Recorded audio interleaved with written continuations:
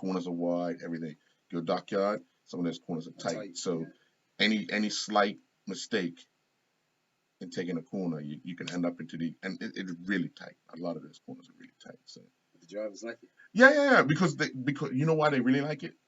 Primarily because the crowd's right on top of them. Right. And the fans like it as well. Right. Because that when those carts go by, you feel that rush. Yeah. It's like when those cars come by and you hear that, and you feel it. It Yeah. makes you feel like you're in the car. So That's true. everybody likes that. Yeah. We'll talk more about Scott later on. Yeah.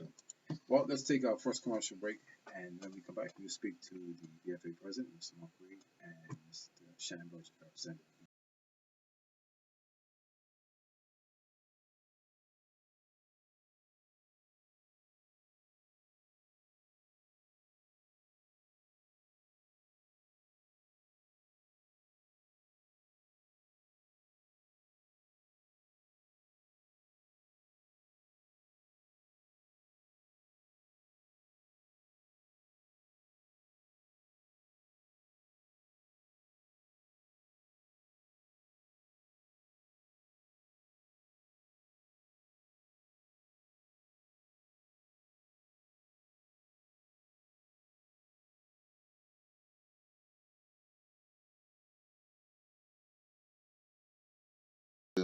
This edition of Inside Sports Talk Radio on this Monday, August 17th. And joining us on the phone now is the Bermuda Football Association president, Mr. Mark Wade, and the first vice president, Shannon Burgess, who also holds the position of competitions chairman. And first of all, Mr. Burgess, as we know today, the government has allowed more than or up to 375 persons at a venue.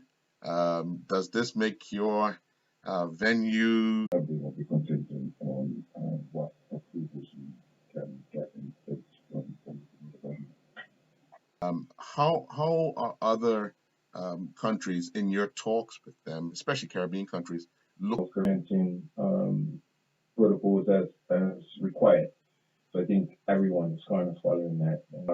Some of the physical distancing going on, you'll see persons in PPE, etc. So that's literally similar sort of things that we are going to be doing here in Bermuda as well.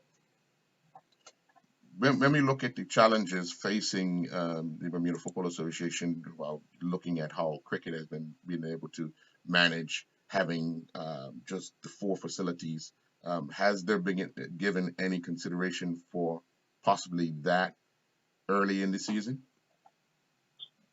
That's a question for my main man, Mr. Burgess. But for me, everything's on the table, really. And we're waiting for the Ministry of National Security and Sport, and also Ministry of Sport, to comment on the protocols that we sent in. So if why they're all member associations or more all countries with funding to help restart football and help with some of the protocols that you're going to have to do. So, we're going to look to help all of our clubs with the things that they're going to need, like PPE, like sanitizer and other things that they're going to need to put in place. The ideal scenario, but once again, until we reach an advanced stage of discussions with ministry and the government bodies, we cannot make that determination.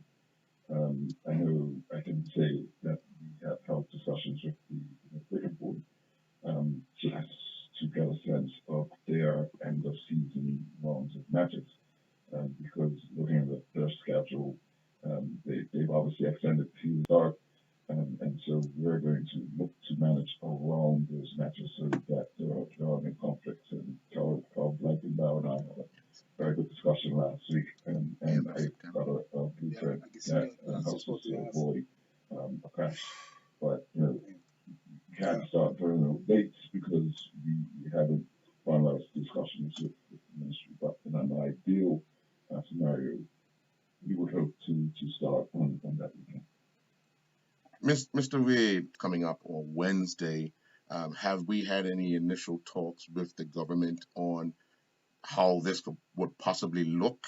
As we know how the draw is laid out, we're either going to be home and away 1 weekend or 1 week of the round, and then the same thing on the second round of FIFA windows. So has the initial talks? As Jack, but that is our intention to sit down and talk about travel and the advice that I'm talking about the charity cup. we may get for traveling teams. Obviously, for us, player safety is paramount. So, that's going to be in the back of our minds with any sort of discussions and any sort of thoughts around match play. Season that usually kicks off just after after Labor Day weekend.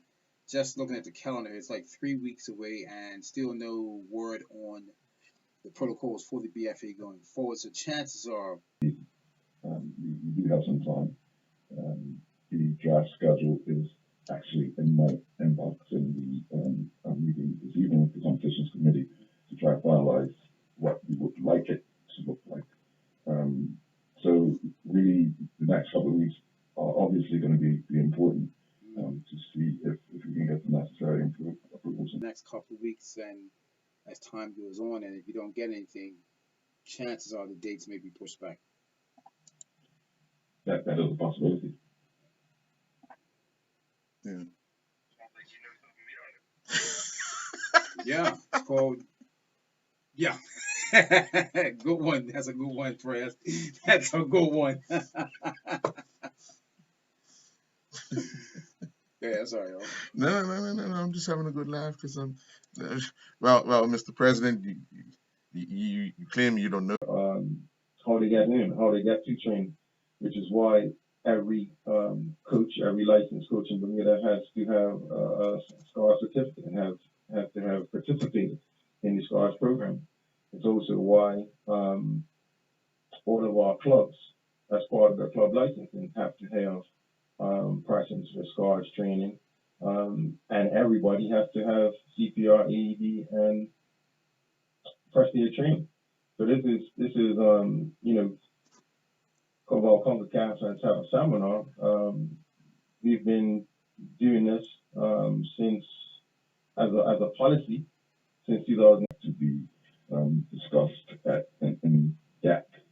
So that's Mr. Chairman, there's always been that talk of having these extra fields with lights. There's been a lot of talk in this going forward. How are we, since clubs, gotten back to you regarding having the capabilities of having matches this season under the lights?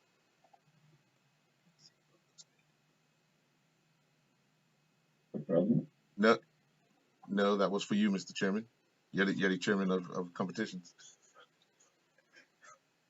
Yeah, I mean, the president will smile each time we talk about night venues because, I'm envious of my predecessors who years gone by had access to 4 night venues. So we've lost PAT for many years, we've lost Amsterdam for many years, and it does cause a strain on the system from a scheduling perspective. And last year we lost Somerset due to a storm. And that combined with the shortage of referees makes it quite difficult from a scheduling perspective. So, if the president was to ask me what do I want for Christmas, I'll tell him, that makes more night venues online so that our community can have a better time to time scheduling matters. Well, Mr. President, have you been given any updates on these possible venues?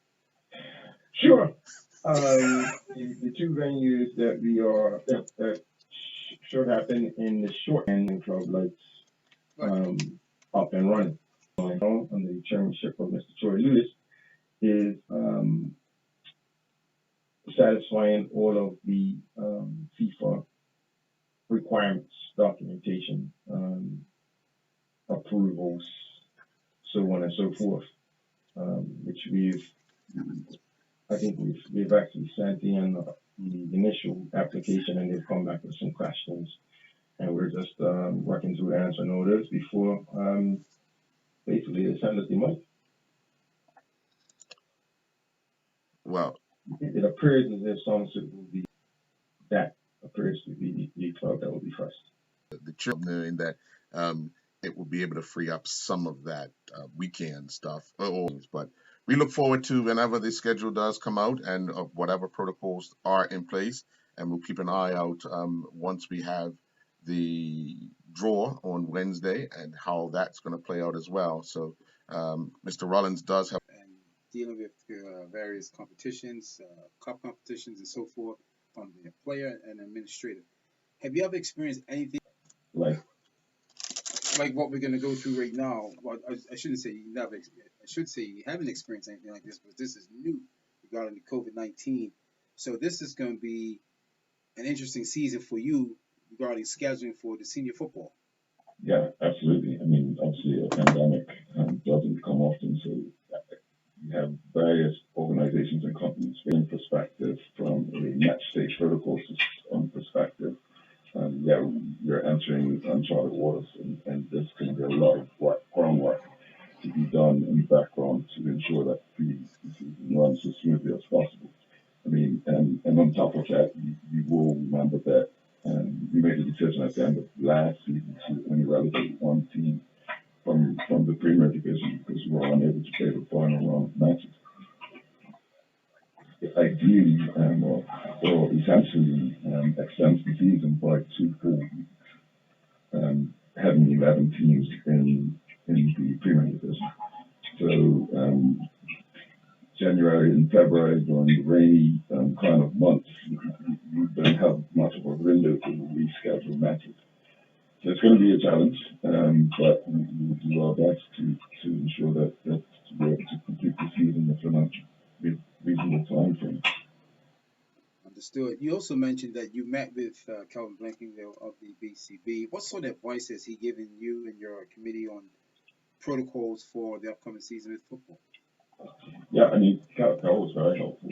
I actually reached out to him at the beginning of the cricket season, and he was kind enough to have a chat with us about the protocols they have in place, and we use that to kind of start our conversations. But our conversation last week was really about the timing of the season in early April. It's likely that will not happen this evening, Premier League campaign. And so we discussed potential starting dates for cricket next year. And some of the things you'll probably look to do is perhaps bring a few football fields offline for those last 2 rounds of matches to give cricket an opportunity to play. So we're going to engage once again towards the end of the season to try and see what we can do to also. We've talked about the facilities, night facilities in the West. Any talk about night facilities in the East End? Infrastructure improvements, and they will prioritize and also consider what's best for the Bermuda landscape in the totality before deciding on what projects to support. So yeah, there's been some discussion with clubs about lighting in the eastern area. Several conversations with clubs in the eastern area.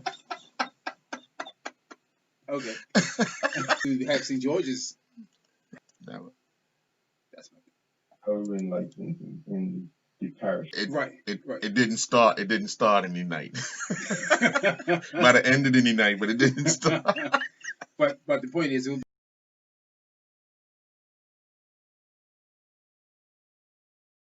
be good to have lights in St. George. It'd be kind of good, and then history will be made. But again, I will wait till the BFA, the president, and his infrastructure committee to make their decision. Yeah, he didn't come back. So. Yeah. So, Mr. President, is there any final comments you'd like to add? And Shannon, Vice President? No, I mean, we're obviously eager to get on with the season as soon as possible. I'm sure for me, we need a distraction. I've seen some of the cricket matches where people who I would not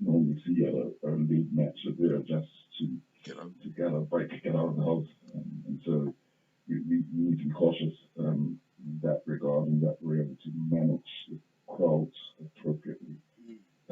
But yeah, looking forward to doing the work to get Stephen started. Well, I wish you all the best going forward. I mean, your work's going to be cut out for you this year, and I'm sure you and your team will do a great job in keeping us abreast of what's going to happen. It's interesting. It's only like 3 weeks away from the Labor Day weekend, which football usually kicks off then. But again, we'll wait and see what's the protocols that need to be put in place. And I wish you all the best because you're going to have a busy season ahead of you. Enjoy the rest of your day. We guess we'll be talking on Wednesday before, during, and after the draw. Vice President, you guys enjoy the rest of your day and good luck for the 2020-21 season going forward. Fantastic. Thank you, gentlemen. Thank you. We'll take a commercial break and be back after this.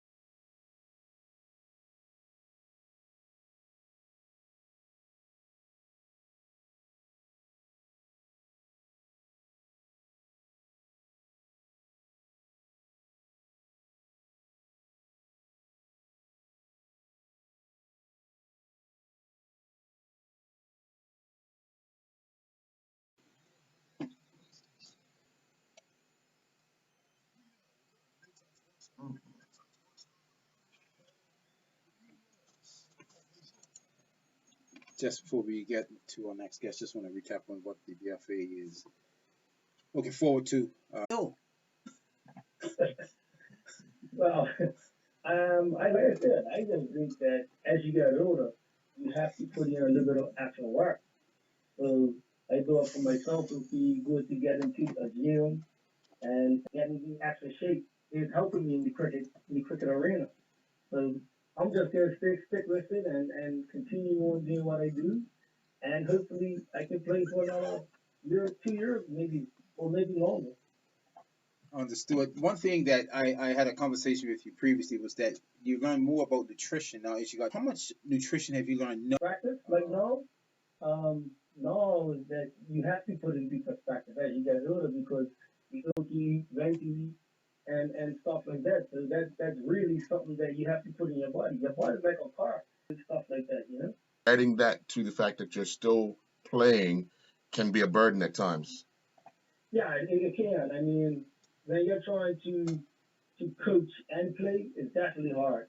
But for me, it's not that difficult because once I do what I have to do, then I show these guys how I do certain things, and if they want to emulate what I'm doing, then they should follow my lead. You know, in actual playing cricket, the nutrition part, where you gotta rest your body the couple nights before. You can't be out drinking, and just eat the right food. And that's what I do now. I put the right work in and I eat the right food for it to happen.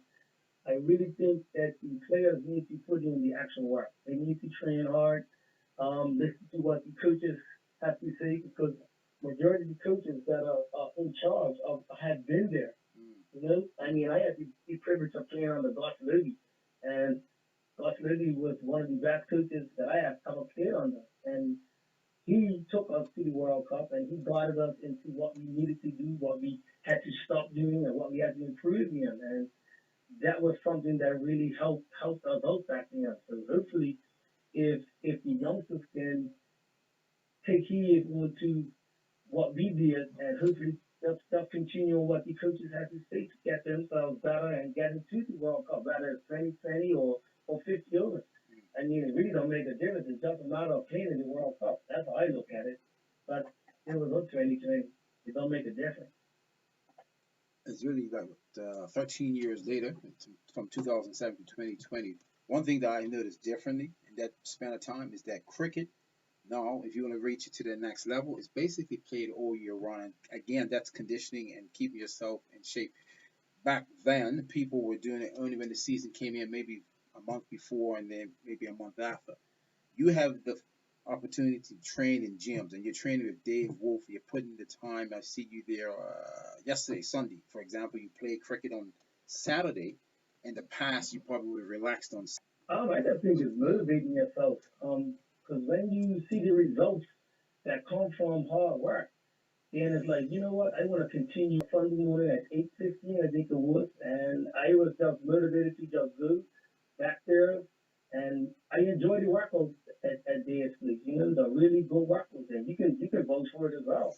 I mean, the stuff that we do is just unbelievable. And I just enjoy it. So that's why I said, you know what, I'm getting back Sunday morning. I'll be there this evening. And that's just how it is. It just keeps me motivated. And the results that I see within myself, it just keeps on taking me back. And as long as I keep on seeing results and getting results, then I will continue on at it. And the reason I asked him that was because, again, his sharing his information as a player. He says, you know what, my game is over, but I still want to stay in shape. I'm not going to wait till like the Thursday or the Friday to get back into it. He's taking it to that next level by saying, I'm going to train Sunday morning, and he's going back to class this evening. And when he trains, like yesterday, he makes it look so easy. Like no sweat, no pain, just doing it. What's the secret, bro? I'm struggling. Yeah, bro, that was some serious stuff yesterday morning. So I don't know what you're looking at, but that was No, it was hard. You, man. No, and hell, he doesn't, right? Especially when we had to push the. Another 4 minutes, and then we did it. There was another 4 minutes. I said, "Oh my God, that was minutes of clear." Non-stop sledge run, right? Today, I mean, when I left, That's true. Well, as long as you're enjoying it, that's the main thing. You enjoy it, and because you keep going back, and you're getting the results that you want. You're not getting results anybody else wants. The guy just To reach the next level, you got to do it yourself. Yeah. Right? It's no more about, wow, Coach so and so said, Yeah. run 3 miles. So I'm gonna run 3 miles. No, Yeah. you're making it. That's how these guys made it in 2007. Right. And it'd be good to have another team in T20 or 50 overs. here's what you got on. If you put in all the work, then you get all the credit back over. If you don't put nothing in, then you got nothing else. And I tell my cricket players that when I coach Rangers, what you put in is what you get on. If you put nothing in, then Sunday is to ensure that you did nothing through the week or whatever the case may be. That's all I have to say. Interesting, Earl, his neighbor's Charlie Marshall, so both of them stay in good shape. All right, so I think like this little competition going on because I see Charlie cycling up the west when I'm trying to cycle down just the time. Sure. Not the east. I said just the time. Yeah. He's cycling up the west. Yeah. So I think him and Charlie got a little competition. Wow. A little cup match they did earlier this year. One thing's for sure. Chucky's he's all over the island. He's all over the island. Been one of those guys who loves to stay in shape. That's true. And he would do many things. If he felt like he was if his concentration wasn't there, he would train a little harder to make sure that his physical, he just had to work on his mental. Right. You know what I mean? So he's always been that type of person. And once he stopped playing, he realized, hey, I can cycle and this is fun. Yeah. Oh yeah. I'm letting it go. Yeah. He started riding with a group of people, and sometimes you see him by himself, and sometimes you see him with, other people. But it's one of those things that he likes to do, and he could drive himself and, push himself to wherever he wants to go with it. And Janera's doing the same thing with going to Dave's class. I still think you guys should be calling Molly. But and pass on that good advice to the young cricketers of today that will be representing Bermuda for tomorrow. Thank you very much. Thank you very much. Thank you very much. Thank you, and good luck in your training session this evening. Oh, yeah, I'll be all right. All right, take care, mate. All right. Thank you.